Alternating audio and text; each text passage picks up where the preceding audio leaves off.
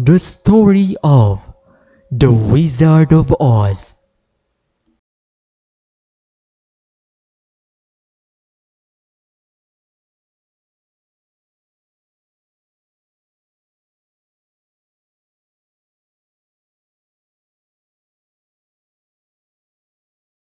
Dorothy lived in the middle of the great Kansas prairies with Uncle Henry, who was a farmer, and Aunt Em, who was his wife. Uncle Henry never laughed. He worked hard from morning till night and did not know what joy was. He looked stern and solemn and rarely spoke.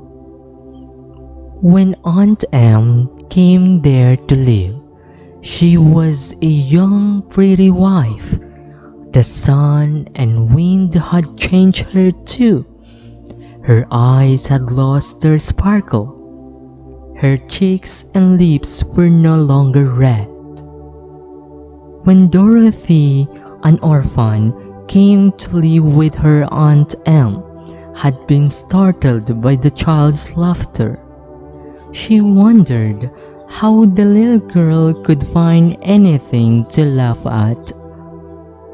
It was Toto that made Dorothy laugh. In fact, the little black dog saved her from growing as gray as her surroundings. Toto played all day long, and Dorothy played with him and loved him dearly. Cyclone! Em, there's a cyclone coming! I'll go look after the stock. Aunt Em dropped her work and came to the door. One glance told her of the danger close by. "Come here, Toto," said Dorothy. "Wait, Dorothy!" she screamed. "Run for the cellar! Hurry, Toto!" The wind shrieked and the house shook so hard that Dorothy lost her footing. Then a strange thing happened. The house whirled around 2 or 3 times and rose slowly through the air. "Dorothy!" Aunt Em screamed. Dorothy felt as if she were going up in a balloon. The great pressure of the wind on every side of the house raised it up higher and higher until it was at the very top of the cyclone. And there it remained and was carried miles and miles away as easily as you could carry a feather. Hour after hour passed, and slowly Dorothy got over her fright, but she felt very lonely. As nothing terrible happened, she stopped worrying and resolved to wait calmly and see what the future would bring. In spite of the swaying of the house and the swaying of the wind, Dorothy soon fell asleep.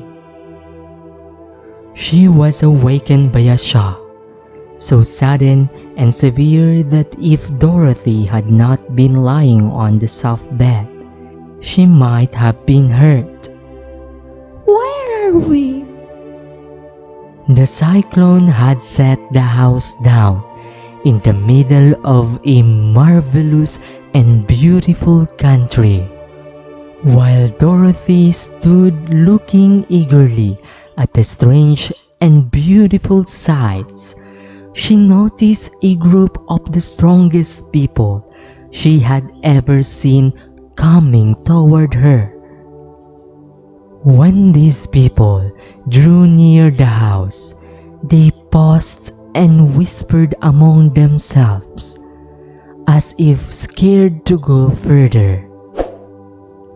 "You are welcome, most noble sorcerer, to the land of the Munchkins. We are so grateful to you for having killed the wicked witch of the East and for setting our people free from slavery. You are very kind, but there must be some mistake. I have not killed anyone.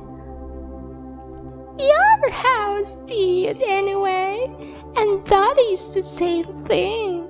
See, there are her 2 feet, still sticking out from under a block of wood.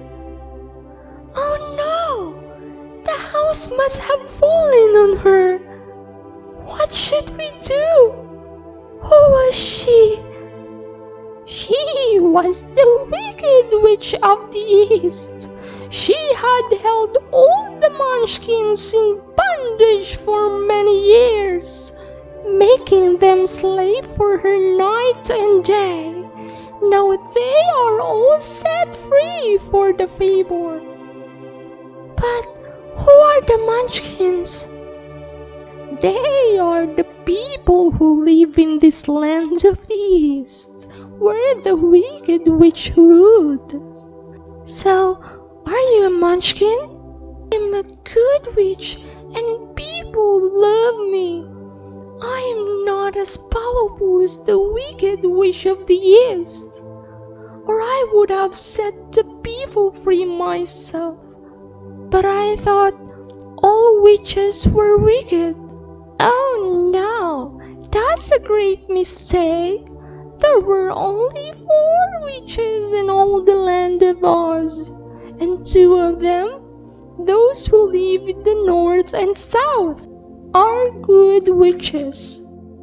I know this is true, for I am one of them myself. Those who dwelt in the east and the west were certainly wicked witches. But now that you have killed one of them, there is only one wicked witch in the whole land of Oz, the one who lives in the west. Oh, look! The wicked witch of the east was so old that she has dried up quickly in the sun. That is the end of her. Now, these silver shoes are yours. There is some charm connected with them, but we don't know what it is, the Munchkin said.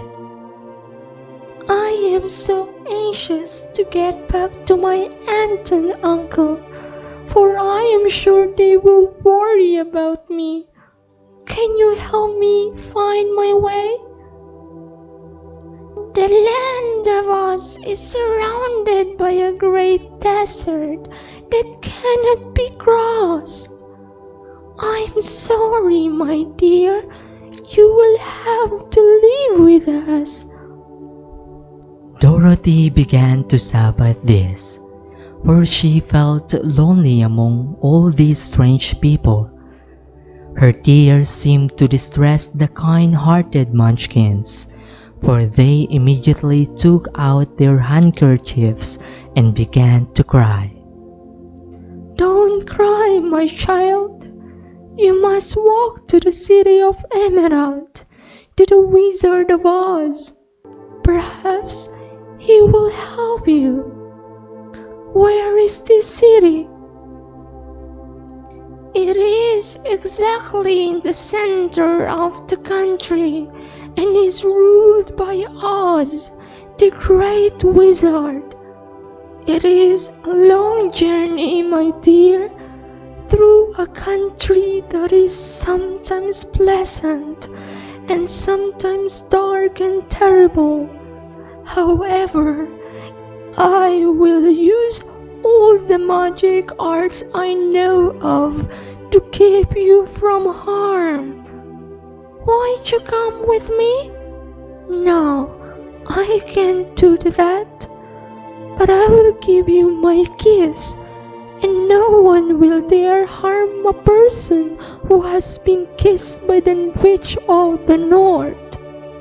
The road of the city of Emerald is paved with yellow bricks, so you cannot miss it. When you get to Oz, do not be scared of him, but tell your story and ask him to help you. Goodbye, my dear. So saying, the witch of the north disappeared in a ball of light.